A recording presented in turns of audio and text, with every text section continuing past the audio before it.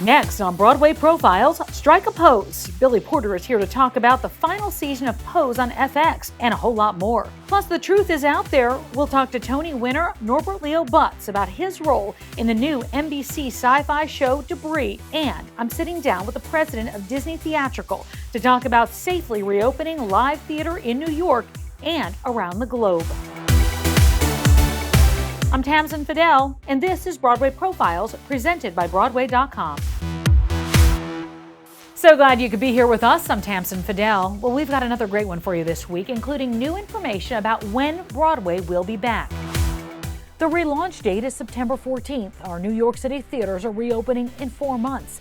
Tickets on sale now for Broadway shows at 100% capacity. I think it would be safe to assume that for a period of time that masks will be required. We do not know whether vaccines will be required. I think we anticipate that there will be many more contactless services, different ingress and regress, but a lot of the other things like signing playbills at the stage door or things like that, we really don't know yet. I think a lot will depend on the condition of COVID, how many people have been vaccinated, what the incidence rate is, and I think we probably won't know that till the summer. Of course, we'll talk more about the plan to bring back Broadway in the weeks ahead. But first, Billy Porter, a Tony Award winner, an Emmy Award winner, a red carpet fashion icon, and the star of Pose, now in its third and final season. Paul's here with the story. Hi, Paul. That's right, Tamsen. Billy is saying goodbye to his beloved character, Pray Tell, on the hit FX series. This groundbreaking show has meant so much to so many people over the past few years. Billy and I talked about the importance of Pose and a whole lot more. Balls ain't what they used to be. Cash prizes and tacky lip syncs. There used to be the sense of urgency and community, and then folks just started dying. Deep alone inside. What is the grieving process like, saying goodbye to an amazing role like this? I think that this one is a little different in that it's a space that I've manifested for myself for decades. I remember in 1994, the moment that changed the trajectory of how I moved through the world and what I wanted out of my career. Took myself to see Angels in America. It was the first time that I had seen any representation of myself in the character of Belize, in the sense of the Black gay man being a real human being the moral compass of this epic 7-hour extravaganza. He's flamboyantly queer and grounded and a human, it was like a 3-dimensional human being. And I thought, wow, that's exactly who I am. That's the kind of work that I want to be doing. And at the present moment, I'm around the corner playing the teen angel in Greece with 14 inches of orange rubber hair on my head, prancing around like a little Richard automaton on crack. No shade. Right. I wouldn't change the trajectory at all, because it was living in the intersection between those things that allowed me to focus what I wanted and understand that it was going to take decisions coming from me to get there. So Pray Tell is a manifestation of me requesting that from the universe all the way back then. I wanted my prior Walter. We don't have nobody Black telling that story. We don't have no people of color telling that story. For a really long time, I'm prior Walter. I'll play Belize for you, but I'm prior Walter. Where's my prior Walter? I got my prior Walter, 25 hours of it. The story has been told from beginning, middle, and end. If I don't ever do another thing in my life, Pray Tell and Pose has been enough. How many more of these are we gonna have to sit through? We're up to 2 million and counting, so I'd say a lot more. And the show and the role means so much to you and have made you internationally famous. I mean, the combination of those things is incredible. I mean, it's like what I always knew was that this is my calling. This kind of work is my purpose. Dare I say my ministry? It's a ministry. It will change the trajectory of the world from here to long after I'm gone. That's what I'm interested in as an artist. Okay, we have to talk about 5G. Yes. Right? So Cinderella. Yes. Cinderella has a new genderless fairy godparent. Yes. For the new film. The power of representation within something so mainstream that'll reach such a big audience is sort of like a whole nother level, isn't it? Yeah. Kay Cannon is the writer and director, conceiver of the whole thing. And, you know, we know her from creating the Pitch Perfect franchise. You know, it's a Cinderella for the modern age. She wants to be a businesswoman. She's not interested in no prince. She don't care about no prince. It's female empowerment. It's inclusive. It's diversive. It has tons of diversity. You know, it really embraces the fact that magic actually has no gender. It's magic. It's not about gender. That's who the fairy godmother, that's how I say it, fairy godmother, AKA the Fab G, is. And now you're going to be a film director. So tell me about What If? It's about a Black transgender girl in high school in Pittsburgh. It's a traditional coming of age rom-com in the spirit of the old John Hughes movies, for those of you who are old enough to remember those. And I'm really excited that they've entrusted me with it. It's for the relaunch of Orion Pictures under the MGM banner. I'm in pre-production right now, and I just can't. I'm so excited. I'm so excited. And you got new music coming out too. Yes, I have new music coming out this summer. I signed with Republic Records, an island in the UK, and I have, you know, it's full on mainstream pop, soul, R&B, you know, it's coming out. I got a single dropping later this summer. You know, so I'm doing everything, child. Well, the countdown is on till September. That's when Broadway theaters are expected to reopen in New York City. And we know that live theater is already back in many cities and countries around the globe. Australia, Japan, South Korea, and London is next. I spoke to the president of Disney Theatrical, Thomas Schumacher, about how international productions have already managed to reopen safely and in front of a full house. You know, I feel like you have had a look into the future. You've been able to peek into the future, being there in Australia to see how it can be done here in the US. Once we knew that this wasn't going to wrap up quickly, this being, of course, the pandemic, we began to see, well, what's the difference between New York, US touring, and all the theaters we're in abroad? So picture this. By the time we get to December of 2021, Disney Theatrical will have either relaunched shows that were running or opened brand new productions, and it will total 23 productions that will be back on their feet by Christmas, 4 of which are in the US, 2 tours, which would be Lion King and Frozen, and 2 Broadway, which is Lion King and Aladdin. And there's many things in the hopper that are new titles. But now, for example, yesterday I got an update on how rehearsals are going in Japan, right? Because we're doing Frozen in Tokyo. The team is on the ground, they're all working. And the thing that I get to stand on, having known this works, is that last December we opened Frozen in Australia. We got it done, and we know how to do it now. And that's a real confidence builder. Talk about the protocols that have been put in place to keep the cast, the crew, and audiences safe.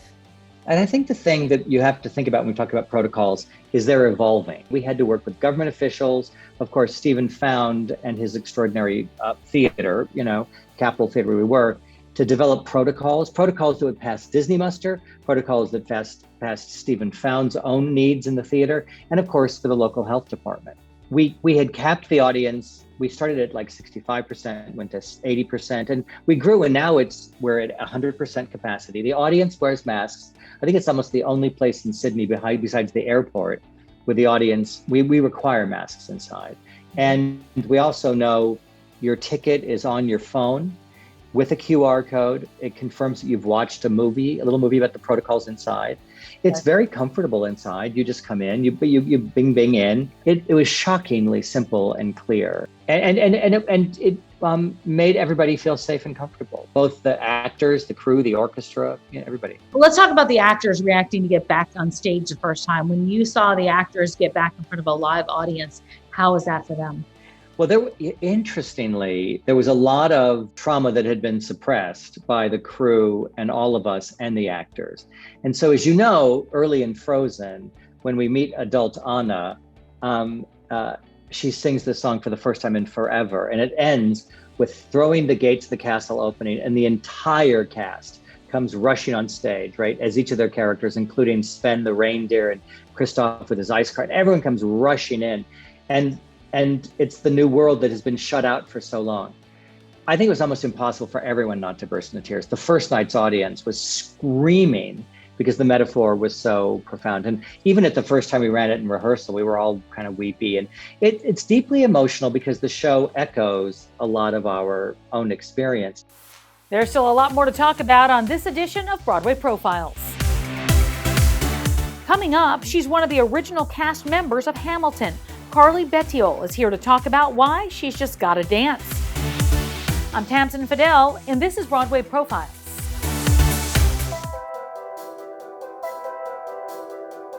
When some mysterious space wreckage falls from the sky, a super secret international agency has to figure out what it is and what it's capable of. Well, that's the premise of Debris, now on NBC. It's sort of like an X-Files meets Men in Black, combined with some pretty intense existential questions.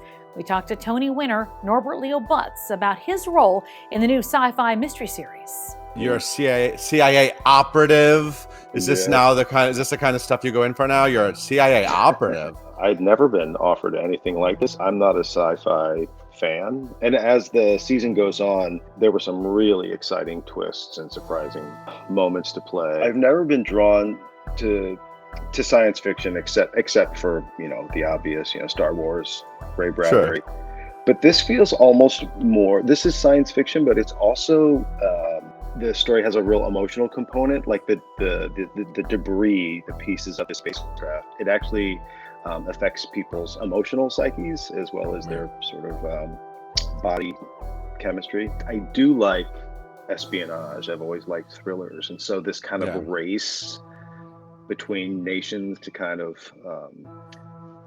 harness this technology first was really exciting to me.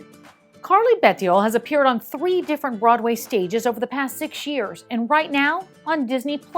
You can see her share the spotlight in Hamilton. She talks about breaking into the business and the struggles and joys of being a Broadway star in this week's installment of Gotta Dance.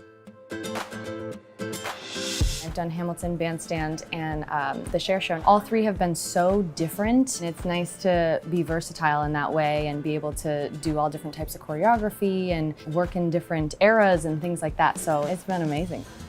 I was a pageant girl. And so I started pageants, and the directors of this one pageant that I did was like, you got to get her into musical theater, into that world, said to my parents. And so my mother got me an agent in New York City when I was like 8 or 9 years old, and we started taking the Amtrak train down to New York City all the time, and I would audition for things. I don't even remember what the first show was that I saw, but I just knew I wanted to be there. My first Broadway show was Hamilton. I was lucky enough to book the lab workshop that they did for 4 weeks back in 2014. And so I was with it for that, and then we did Off-Broadway at the Public Theater, and then I made my Broadway debut in 2015 with that show. I really got lucky with that. I'm so grateful that I was a part of that. It's an honor to be a part of the community. I mean, let's be honest, there's a small percentage of people that can make it in this business, and I am so grateful to be a part of that. Along with that comes a lot of hard work, long hours. I mean, we work most nights, all weekends, most holidays. We don't get to travel and go on vacations often. We don't get to go and visit our families often. We miss weddings, we miss baby showers, we miss all that. It can be really tough, but I mean, there's a rewarding aspect as well. When we walk out of the stage door at night after a show, and there are people that travel literally from all over the world that are standing there with their playbills asking for signatures, and they're just like, oh, thank you so much, you made my night. That was so much fun, I had such a good time. To take people out of their everyday life for a second and bring them so much joy, that's the most rewarding part for me. Still ahead, finding your healthiest healthy, a new online wellness community from one of the former stars of Chicago. I'm Tamsen Fadal, and we'll be right back.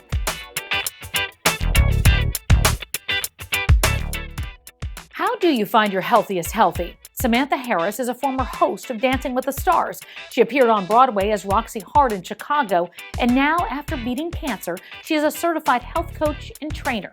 And she just launched a new online wellness community. Check this out. What inspired you to share your story and speak out rather than keep it private? Here I was with an opportunity to share because I had walked around with a lump that I was told was not cancer. And it took me really sitting quietly with myself to listen to the whispers of my inner voice that were really trying to scream at me to say, please get checked out by someone who does this every day. So I finally found my way to a surgical oncologist, never for a second thinking I had cancer, but wanting to make sure that this lump I found after their mammogram was nothing. So the reason that I decided to come out and be really open and incredibly transparent about my diagnosis was the idea that there could be another woman walking around with a lump she was told was nothing. So talk a little bit about your book and what people can learn from it. I wrote Your Healthiest Healthy because there wasn't one comprehensive action plan out there, and that's why I wrote the book. And then from that, because it ignited in me such a passion to share with so many others,